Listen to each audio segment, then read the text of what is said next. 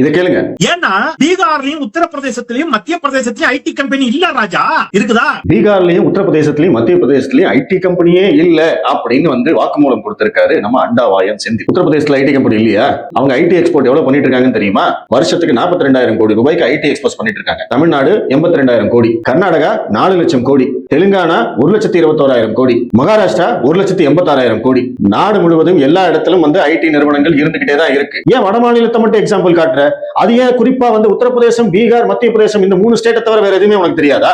ஏன்னா அதெல்லாம் பாஜக ஆளும் மாநிலம். இன்னைக்கு பாஜக பவர்ல இருக்கு. அதனால அதை வந்து எக்ஸாம்பிள் சொன்னா, பாத்தியா அந்த மாநிலத்தை விட நான் எப்படி உசந்திருக்கேன் பாத்தியா, இதுக்கு காரணம் திராவிடம் தான் அப்படின்னு பீத்திக்கணும். நீ சொன்னியே 1970-80 எல்லாம் கலைஞர் அவர்கள் கணினி படிப்பை பற்றி சிந்தித்துக் கொண்டிருந்தார். அவர் தான் கம்ப்யூட்டர் சயின்ஸ் பாடத்தை கொண்டு வந்தாரு, அவர் தான் கம்ப்யூட்டர் சயின்ஸுக்கு காலேஜ் கட்டினாரு, அவர் தான் டைட்டில் பார்க் கொண்டு வந்தாருன்னு எல்லாம் சொன்னியே. அந்த காலகட்டத்தில் உத்தரப்பிரதேசத்தையும் பீகாரையும் மத்திய பிரதேசத்தையும் யார் ஆட்சி செஞ்சு? உண்மையிலேயே நீ வந்து ஆம்பளையா இருந்தா இந்த கேள்விக்கு பதில் சொல்லி பார்க்கலாம். தமிழ்நாட்டை பொறுத்த வரைக்கும் 100% மின்சார வசதி அப்படிங்கறதெல்லாம் நம்மளுக்கு வந்து 90களிலே வந்தாச்சு. 1990க்கு முன்னாடியே தமிழ்நாட்டை பொறுத்த வரைக்கும் கரண்ட் இல்லாத கிராமம் அப்படின்னு எதுவுமே கிடையாது. ஆனா நீ குறிப்பிட்ட பீகார், உத்தரப்பிரதேசம், மத்திய பிரதேசம் இங்கே எல்லாம் 2014 மோடி அவர்கள் வந்ததுக்கு பிறகுதான் 100% மின்சாரம் கிடைத்தது. இதுதான் ரெக்கார்டு டேட்டா.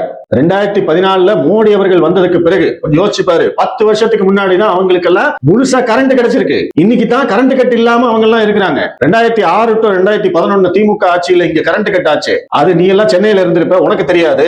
சென்னையை தவிர மீதமுள்ள தமிழ்நாடு முழுவதும் 10 மணி நேரம் 12 மணி நேரம் கரண்ட் கட் பண்ணீங்களே. அதனால தானே உங்களை எல்லாம் தூக்கி கூப்பிட உட்கார வச்சாங்க. அந்த வரலாறு ஞாபகம் இருக்கா?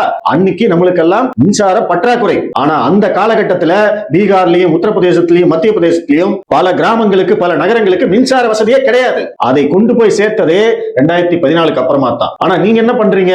வசதியா இந்த வரலாறை எல்லாம் மறைச்சிட்டு உத்தரப்பிரதேசத்தை பாரு, பீகாரை பாரு, மத்திய பிரதேசத்தை பாரு, அவனுக்கு பாரு மத வெறியில வந்து பாஜகவுக்கு ஓட்டு போட்டுட்டு இருக்காங்க அப்படின்னு சொல்லி ஒரு பொய்யான வரலாறை மக்கள் மத்தியில திணிச்சுக்கிட்டு இருக்கீங்க. இந்த வேலை பார்க்கறதுக்கு வேற வேலை பார்க்கலாம். நீங்க எல்லாம் உண்மையை என்னைக்காவது பேசிருக்கீங்களா?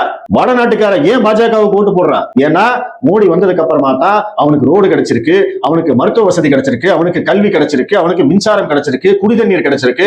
இந்த மாதிரி அடிப்படை வசதிகளை கூட செய்யாம 60 ஆண்டுகள் நாட்டை ஆண்ட காங்கிரசுக்கு ஓட்டு போடுன்னு சொல்றியே, அவன் எப்படா போடுவா? அவன் என்ன நம்மள மாதிரி சொரண கட்டவனா? 1.5 லட்சம் தமிழர்களை சுட்டுக் கொண்ட அதே காங்கிரஸ் கட்சிக்கு நம்ம எல்லாம் ஓட்டு போட்டுட்டு இருக்கோமே. அந்த மாதிரி அவன் சோத்துல உப்பு போட்டு திங்கிறான், நன்றி உணர்ச்சியோட இருக்கான். நம்மளுக்கு நல்லது பண்ணவங்களுக்கு ஓட்டு போடணும் அப்படிங்கிறதுக்காக அவன் பாஜகவுக்கு ஓட்டு போடுறான். ஆனா நீ என்ன பண்ற?